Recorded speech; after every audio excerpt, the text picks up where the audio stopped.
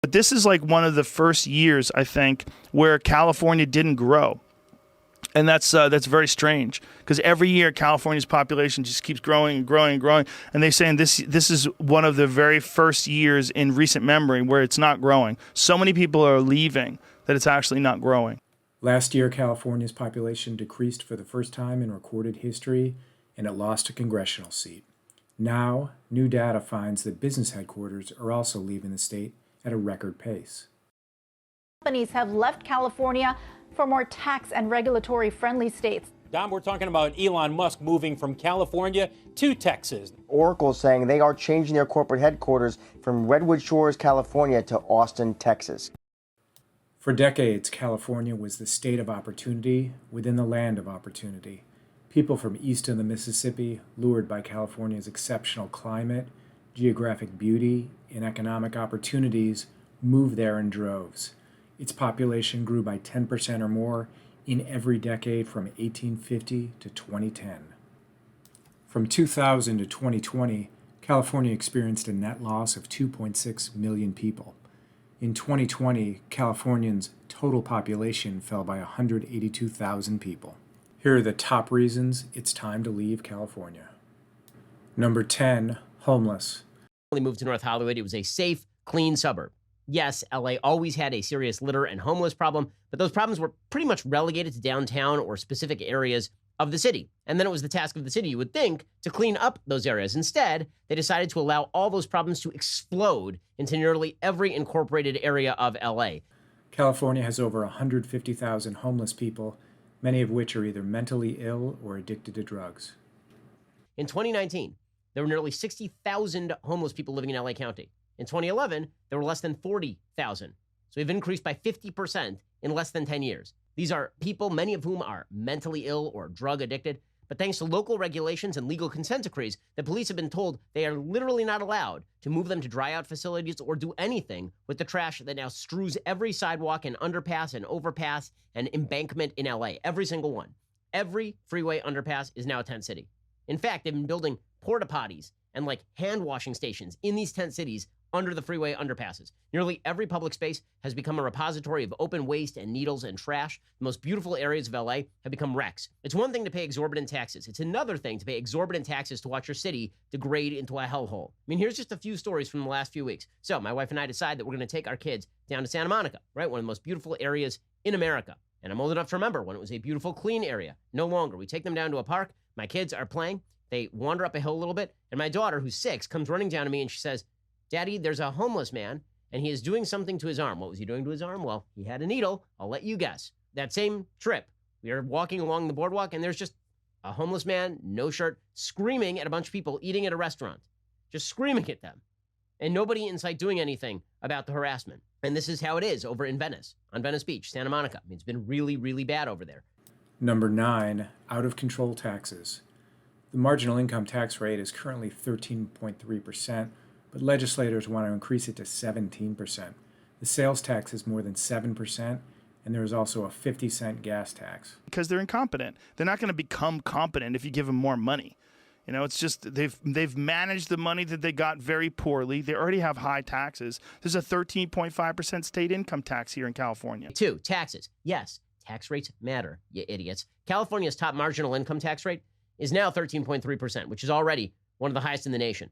The legislature is actively discussing raising it to 16.8%, which on top of federal taxation means that if you're in the top tax bracket, you're paying 54% of your income to the federal and state government. California has historically low property taxes because of Prop 13, but the legislature is now seeking to remove all the Prop 13 restrictions, raising them first on commercial properties and then presumably later on residential properties. California's legislature has been considering a wealth tax, which taxes you based on non-liquid assets, which means you could be paying more in tax than you actually have in yearly income, and they want to have that wealth tax trail you for 10 years after you leave the state. This is not counting the 1% disability insurance payments of taxable wages, the statewide 7.25% sales tax, the 50-cent gas tax per gallon, and a myriad of other local taxes that drain your wallet, all for the privilege of living in a state that can't keep the streets clean or the park safe. I don't want to say people should be held accountable for it, but I think people should make decisions based on the way the place that they live is handling this really difficult problem. And the solution they've come up with in California is to jack up taxes. So the most recent solution was to jack up taxes to 54%. Violent crime. Violent crime is increasing, and a lot of people feel that the COVID-19 restrictions are responsible for the problem. Former residents also fault prosecutors, accusing them of allowing criminals to run free. This is one of the reasons fueling the exodus of people leaving California, as people are looking for security and stability, including cheaper housing in other states. Political problems. A lot of conservative and independent voters feel that California is moving too far to the left. Crime is increasing as well as homelessness, and politicians seem incapable of dealing with these problems. COVID restrictions. Even though some industries have resumed operation, others are affected by continued restrictions.